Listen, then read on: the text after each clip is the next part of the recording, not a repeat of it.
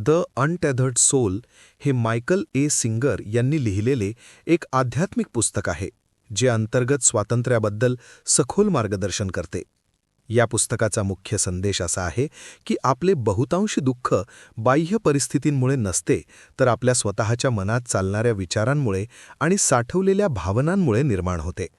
आपण आपल्या मनातील आवाज नाही, आपण आपले भय नाही, आणि आपण आपला भूतकाळही नाही. आपण त्या सर्वांना पाहणारी जाणीव आहोत. जेव्हा ही साधी पण खोल समज आपल्याला होते, तेव्हा अंतर्मनात मोठा बदल सुरू होतो. पुस्तकाची सुरुवात मनातील सतत चालणाऱ्या आवाजाच्या निरीक्षणाने होते. प्रत्येकाच्या मनात एक अंतर्गत संवाद चालू असतो. तो आवाज प्रत्येक गोष्टीवर मत देतो, भूतकाळ आठवतो, भविष्याची चिंता करतो, लोकांचे विश्लेषण करतो आणि परिस्थितींचे मूल्यमापन करतो. आपण इतके त्या आवाजाशी एकरूप झालो आहोत की आपल्याला वाटते तोच आपण आहोत. पण जर आपण त्या आवाजाला ऐकू शकतो, तर याचा अर्थ आपण त्याच्यापेक्षा वेगळे आहोत. ऐकणारा आणि बोलणारा वेगळा असतो. ही जाणीव म्हणजे आत्मज्ञानाची सुरुवात आहे. लेखक सांगतात की मन सतत जगाला आपल्या आवडीनुसार घडवण्याचा प्रयत्न करत असते. आपल्याला काही गोष्टी हव्या असतात आणि काही गोष्टी टाळायच्या असतात. जेव्हा वास्तव आपल्या अपेक्षांप्रमाणे घडत नाही, तेव्हा आपण अस्वस्थ होतो. राग, भीती, चिंता आणि निराशा निर्माण होते. खरे तर दुःख परिस्थितीमुळे नसते, तर आपण तिला विरोध केल्यामुळे होते. जीवन सतत बदलत असते, पण मनाला स्थैर्य हवे असते. हा संघर्षच आपल्याला त्रास देतो. पुस्तक आपल्याला शिकवते की विचारांशी झगडण्याऐवजी त्यांना साक्षी भावाने पहा. नकारात्मक विचार आला तर त्याला दाबू नका किंवा त्याच्या मागे जाऊ नका. फक्त त्याला पहा आणि जाऊ द्या. जसे आकाशात ढग येतात आणि निघून जातात, तसे विचारही येतात आणि निघून जातात. आपण त्यांना पकडून ठेवत नाही, तेव्हा ते आपल्यावर सत्ता गाजवत नाहीत. हळूहळू आपल्या आत एक शांत जागा निर्माण होते. भावनांबाबतही लेखक सखोल चर्चा करतात.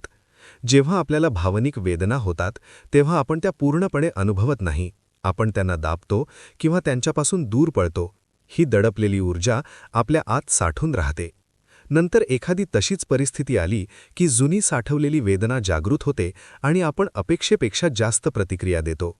आपली प्रतिक्रिया फक्त वर्तमान क्षणावर नसते, तर भूतकाळातील साठवलेल्या अनुभवांवरही असते. लेखक हृदय हे भावनिक केंद्र मानतात. जेव्हा आपल्याला दुखापत होते, तेव्हा आपण हृदय बंद करतो.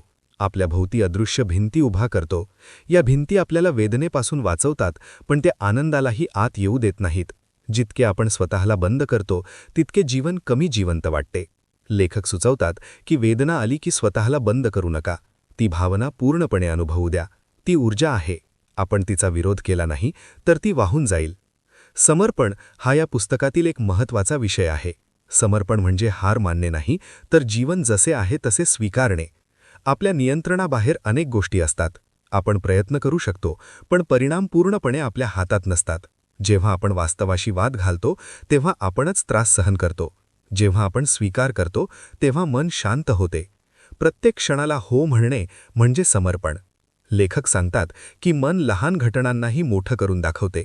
एखाद्याने कठोर शब्द बोलले तर मन त्यांना पुन्हा पुन्हा आठवते, कल्पना निर्माण करते, भविष्यातील संघर्षाची भीती दाखवते. अशा प्रकारे एक छोटी घटना मोठा तणावात बदलते. पण जर आपण त्या अनुभवाला फक्त एक घटना म्हणून पाहिले आणि सोडून दिले, तर तो तिथेच संपतो. आपल्या नियंत्रणाच्या इच्छेमागे भीती असते. आपल्याला दुखापत होईल, अपयश येईल किंवा आपल्याला नाकारले जाईल याची भीती असते. म्हणून आपण सुरक्षिततेचे कवच तयार करतो.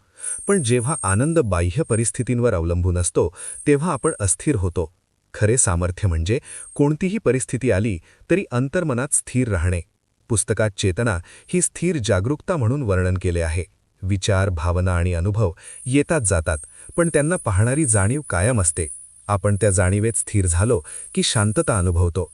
आपण शरीर आणि मनाच्या पलीकडील अस्तित्व आहोत, ही जाणीव विस्तार देते. लेखक ऊर्जा प्रवाहाचीही चर्चा करतात. जेव्हा आपण खुले असतो, तेव्हा ऊर्जा मुक्तपणे वाहते. जेव्हा आपण विरोध करतो, तेव्हा ती अडते. ही अडथळे ताण निर्माण करतात. प्रत्येक अनुभवाला वाहू दिले तर जीवन हलके वाटते. आध्यात्मिक प्रगतीसाठी जीवन सोडण्याची गरज नाही. दैनंदिन जीवनच आपले साधन आहे. प्रत्येक आव्हान आपल्याला दाखवते की आपण अजून कुठे अडकलो आहोत. जर एखादी गोष्ट आपल्याला त्रास देत असेल, तर ती आपल्या आतल्या अपूर्णतेकडे इशारा करते. लेखक आनंदाबद्दल सांगतात की आपण अनेकदा म्हणतो, हे मिळाले की मी आनंदी होईन. पण एक ध्येय पूर्ण झाले की मन दुसरे ध्येय शोधते. म्हणून कायमस्वरूपी आनंद बाहेर सापडत नाही, तो आतून येतो. आपण कोणत्याही अटीविना आनंदी राहण्याचा निर्णय घेतला तर जीवन अधिक सुलभ होते. पुस्तकात 3 अवस्थांचा उल्लेख आहे. पहिली अवस्था म्हणजे विचारांमध्ये हरून जाणे. दुसरी अवस्था म्हणजे विचारांना साक्षी भावाने पाहणे. तिसरी अवस्था म्हणजे शुद्ध जाणीवेत स्थिर होणे. या तिसऱ्या अवस्थेत शांतता आणि विस्तार अनुभवास येतो. मृत्यूचा उल्लेख करून लेखक जीवनाच्या अस्थिरतेची आठवण करून देतात. सर्व काही तात्पुरते आहे. ही जाणीव आपल्याला वर्तमान क्षण अधिक खोलवर जगायला शिकवते. पुस्तकाच्या शेवटी लेखक सांगतात की प्रेम आणि आनंद हे आपले नैसर्गिक गुण आहेत. आपण अडथळे दूर केले की ते स्वाभाविकपणे प्रकट होतात. आपले हृदय खुले राहिले की आपण अधिक करुणामय होतो. शेवटी या पुस्तकाचा सार असा आहे की आपण आपले विचार नाही, आपण आपल्या भावना नाही, आपण त्या सर्वांना पाहणारी जाणीव आहोत. जेव्हा आपण जीवनाशी लढणे थांबवतो आणि प्रत्येक अनुभव स्वीकारतो, तेव्हा अंतर्गत स्वातंत्र्य मिळते. हे स्वातंत्र्य बाहेर कुठे नाही, ते आपल्या आतच आहे. आपल्याला फक्त पकड सोडायची आहे आणि जीवनाला वाहू द्यायचे आहे. तेव्हाच आत्मा खऱ्या अर्थाने स्वतंत्र होतो.